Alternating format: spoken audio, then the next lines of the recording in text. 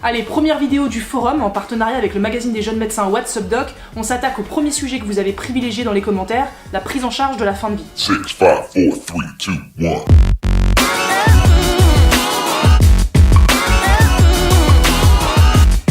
15 ans après l'affaire Vincent Humbert, où en est la France sur la question de la prise en charge de la fin de vie, du suicide assisté et de l'euthanasie? Les progrès de la médecine créent une situation assez compliquée. On vit plus longtemps, on a accès à des soins de plus en plus sophistiqués et paradoxalement, la mort se fait plus menaçante. On a peur d'être victime d'acharnement thérapeutique, de perdre notre autonomie, de mourir loin de chez soi, dans des conditions inhumaines, dans la douleur, dans l'indignité. On aimerait démontrer dans cette vidéo que ce qui pose problème dans le débat, c'est pas la mort en elle-même, c'est la manière dont on organise socialement la mort dans une société où la médicalisation de la vie s'intensifie. Ce débat sur la fin de vie, il est multidimensionnel et complexe, mais c'est d'abord une question juridique relative aux droits des malades. Les lois sur la fin de vie sont assez techniques et plutôt mal connues en France. Retenons deux lois clés, la loi Leonetti et la loi Claes-Leonetti, toujours en vigueur aujourd'hui. D'abord, la loi Leonetti de 2005. Elle a pour objectif principal de lutter contre l'acharnement thérapeutique désormais considéré comme illégal. Donc l'enjeu, c'est de trouver un équilibre entre la responsabilité des médecins et les droits des malades, la liberté de mourir dans la dignité. Donc la loi proclame en premier lieu le respect de la volonté des patients. Le patient peut s'opposer à toute forme de traitement qu'il juge comme de l'obstination déraisonnable. Elle permet donc au médecin, après avoir informé le patient ou ses proches, d'arrêter tout traitement jusqu'au décès du patient. En clair, elle autorise le droit au laisser mourir, c'est-à-dire que le médecin privilégiera les soins palliatifs, pourra atténuer la souffrance du malade en prescrivant des médicaments par exemple, même si cela peut engendrer la mort. Alors en pratique, quelles sont les procédures? Il y a deux grands cas de figure. Cas de figure numéro 1. Si le patient est capable d'exprimer sa volonté, qu'il est maintenu artificiellement en vie ou qu'il est atteint d'une infection grave et incurable, le médecin doit respecter son choix d'arrêt de traitement, doit l'informer et lui donner le temps de la réflexion, etc. Quoi qu'il en soit, s'il s'agit du choix définitif du malade, le médecin doit s'y plier. Cas de figure numéro 2, le patient n'est pas en état d'exprimer sa volonté. Il est dans le coma, dans un état végétatif chronique et atteint d'une affection grave et incurable. Dans ce cas, c'est au médecin d'évaluer la situation. Alors attention, pas tout seul, il y a 3 leviers de décision.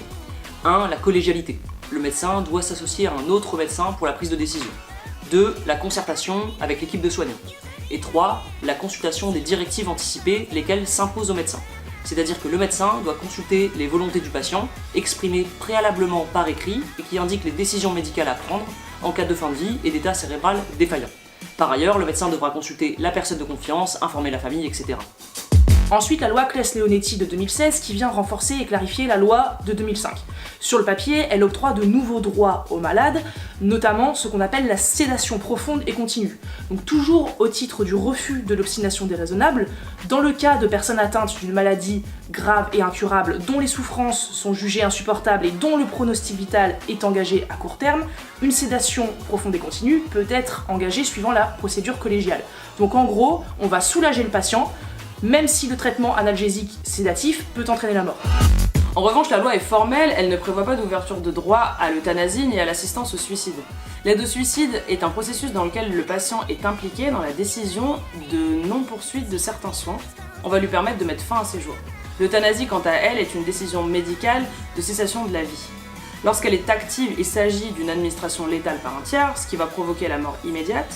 Lorsqu'elle est passive, on renonce aux soins, ce qui va entraîner le coma ou la mort du malade dans la foulée. Alors quelle est la différence entre sédation profonde et euthanasie passive? Elle paraît infime mais la loi insiste beaucoup là-dessus. L'objectif de la sédation, ce n'est pas de donner la mort, c'est de rendre la fin de vie plus supportable. Selon les mots de Jean Leonetti, la loi ne prévoit pas le droit de mourir, mais le droit de dormir avant de mourir. Donner la mort à autrui, ça reste un interdit moral difficilement franchissable. En France, l'euthanasie se pratique de façon illégale, clandestine, ou alors elle se pratique à l'étranger, Belgique, Suisse, là où c'est autorisé. L'euthanasie pose clairement la question de la responsabilité du corps médical dans le fait de donner la mort à autrui. Est-ce que c'est au médecin de prendre en charge cet acte? D'ailleurs, si on va plus loin, est-ce que la mort est un problème médical? On peut dire que dans notre société, on médicalise à peu près tout.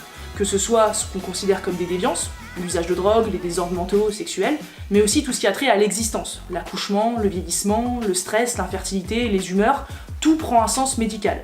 D'ailleurs aujourd'hui, avec l'avènement des technosciences, la médicalisation bat son plein, elle s'intensifie. On parle même de biomédicalisation.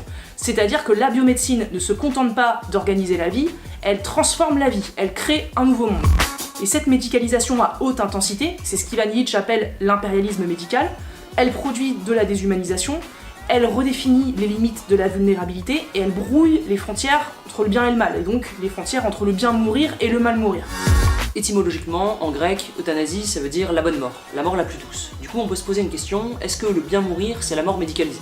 Par exemple, dans Amour, le film de Haneke, Trintignant donne la mort à sa femme, gravement diminuée. L'acte est naturel, humain, sans intermédiaire ni blouse blanche.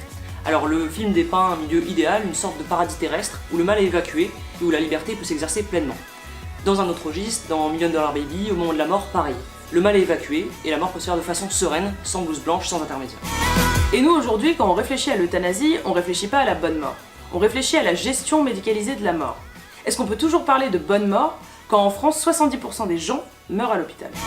Bon, l'argument qui revient toujours dans le débat sur l'euthanasie, c'est la liberté individuelle, donc de choisir sa mort, de mourir dans la dignité. Et c'est celui-ci qu'on aimerait discuter. Bon, d'abord, faut distinguer deux choses, la liberté individuelle de mourir, donc de se donner la mort par soi-même. On va jamais empêcher les gens de se suicider, ça ne fera jamais l'objet d'une loi, et le fait d'organiser socialement, collectivement, le suicide à l'hôpital. Et c'est là toute la difficulté. Est-ce que choisir sa mort dans un système surmédicalisé, donc dans lequel la mort serait une offre de soins comme une autre, est-ce que c'est pas une fausse liberté? En fait, le risque, c'est d'avoir accès à un droit à mourir dans la dignité, dans un système indigne qui donne envie de mourir. Et en plus, on prendrait ça pour de la liberté et du progrès social.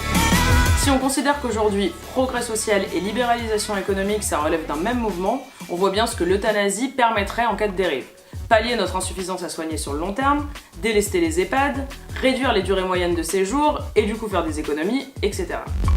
Sur le plan socioculturel, dans nos sociétés occidentales, on a tendance à tenir la mort à distance, à reléguer les personnes en fin de vie dans les institutions et donc à ne penser la mort que dans ces lieux. Est-ce qu'on pourrait pas permettre un véritable droit à mourir chez soi par exemple, ou au moins à définir la dignité avant de réclamer une liberté abstraite du droit à mourir dans la dignité? Pour la grossesse, pour l'accouchement, il y a aussi ce clivage. Il y a une sensation de surmédicalisation et en réponse, il y a des femmes qui veulent se réapproprier l'événement en accouchant à domicile sans péridurale. Ce type de réaction à la médicalisation, c'est symptomatique du sentiment que le médical s'approprie nos événements de vie, naissance et mort.